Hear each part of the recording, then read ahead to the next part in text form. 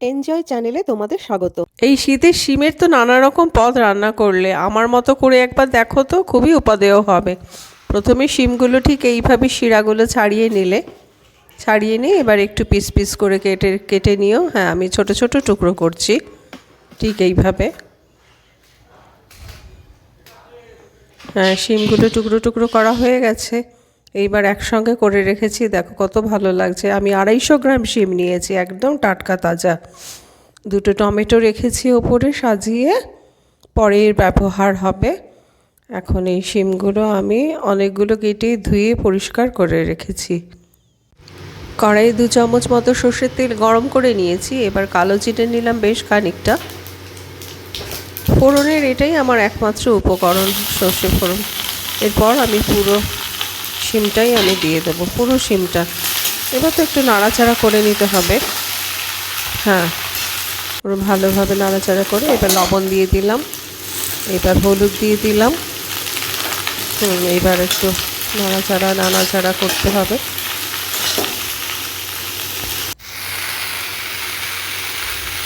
নাড়াচাড়া করতে করতে বেশ খানিকটা ভাজা ভাজা হয়ে গেছে, কিন্তু পুরো এখনও হয়নি, খানিকটা হয়েছে। এখনও বেশ খানিকটা রান্না করতে হবে।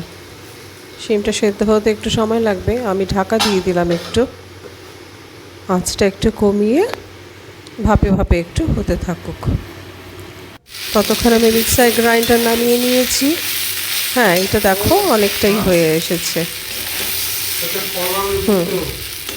বেশ ভাজা ভাজা হয়ে গেছে এটা।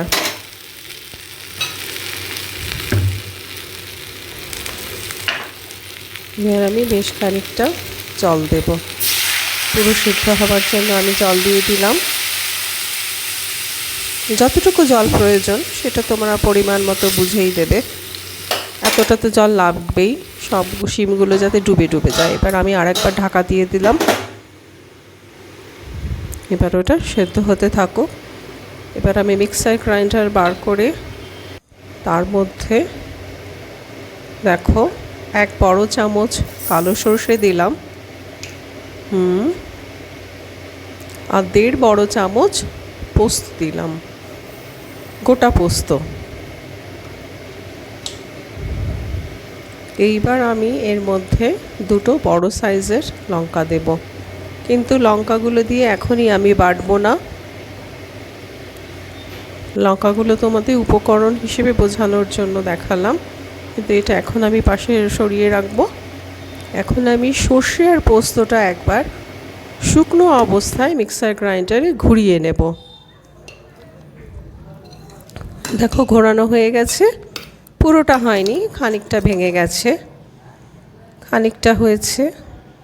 তোমরা যদি প্রথমে একটু শুকনো অবস্থায় গুঁড়িয়ে নাও তাহলে কিন্তু পেস্টটা খুব ভালো হবে। প্রথমেই যদি জল দিয়ে পেস্ট করো অতটা ভালো হবে না। এইবার আমি কাঁচা লঙ্কা 2টো দিয়ে দিলাম এবং আমি এবার জল দিয়ে দেব। পরিমাণ মতো জল যাবে, কারণ ভালোভাবে স্মুথ পেস্ট হতে গেলে একটু জলের প্রয়োজন তো আছেই। হ্যাঁ, এই দিয়ে দিলাম আমি জল।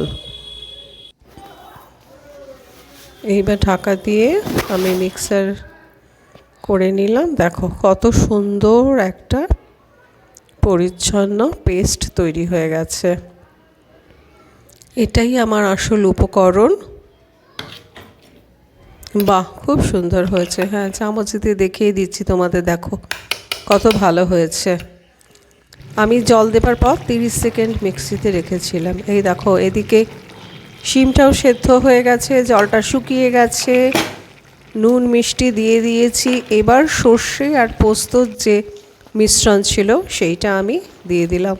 ভালো করে জল দিয়ে ধুয়ে টুয়ে আমি দিয়ে দেবো এর মধ্যে পুরোটাই, একটু নষ্ট করব না। এবার নাড়াচাড়া করে নেব খুন্তি দিয়ে।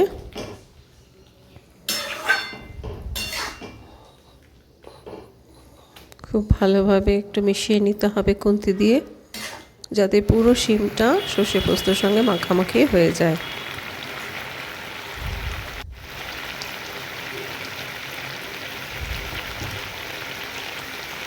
খুব বেশি আমি ফোটাবো না, অল্প একটু ফোটালাম। এরপর ওপর দিয়ে কাঁচা তেল দিয়ে দিলাম, একটু ঢাকা। এবার আমি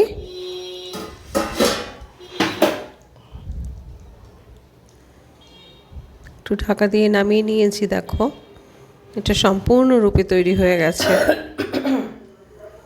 এইবার আমি একটা পাত্রে ঢেলে নেব।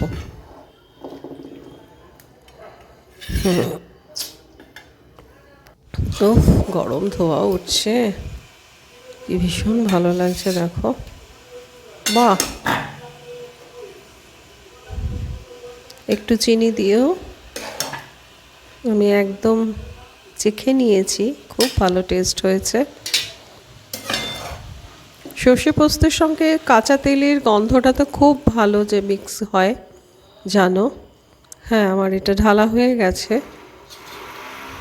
পাত্রটা মনে হচ্ছে একটু ছোট ছোট হয়ে গেছে।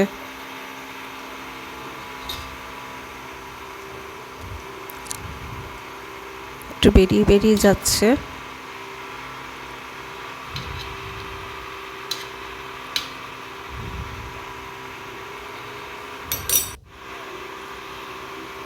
আমার ঠাকুমা বলে, যে পাত্রে রাখবে তুমি রান্না করা খাবার, সেই পাত্রটা যেন পরিষ্কার হয়।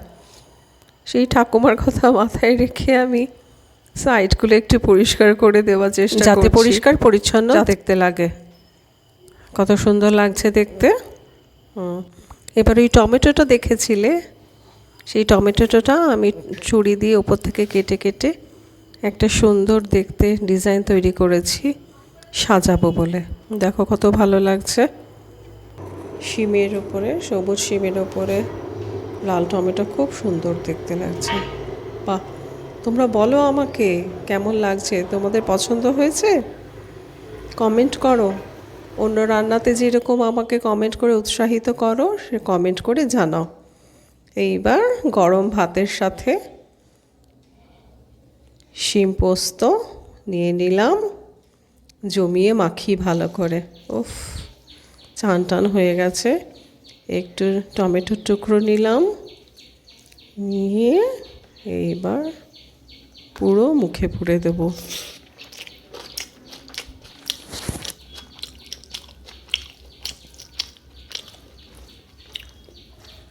ওহ, দারুণ দারুণ।